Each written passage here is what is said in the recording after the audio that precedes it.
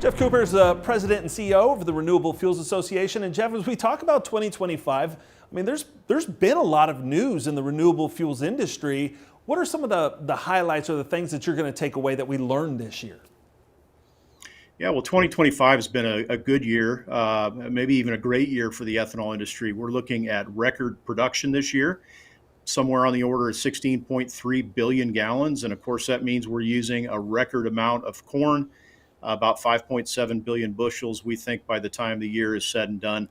And a lot of that's being driven by very strong demand. We're seeing it domestically, but we're especially seeing that demand in the export market. We're looking at record volumes of ethanol exports this year.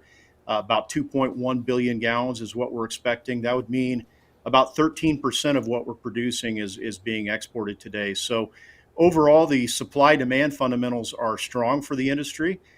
We are, of course, awaiting some decisions and some clarity and certainty on several policy issues out of Washington. But overall, things in the marketplace have been pretty good for the industry this year.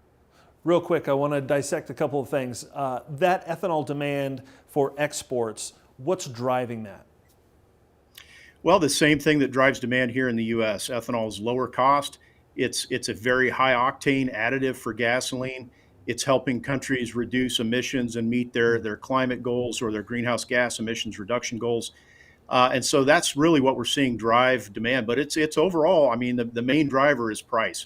Okay. People around the world, just like people in the U.S., are looking for the lowest cost fuels possible. Now let's talk about the things that we're waiting on. A couple of those obviously are pretty heavy hitters. Top of your list, give me two or three that we need to keep an eye on. Well, we're waiting on final rules for the renewable fuel standards for 2026 and 2027. And unfortunately, we don't think we're going to see those until sometime in Q1 of 2026. So that's a big one. The other big one is year-round E15.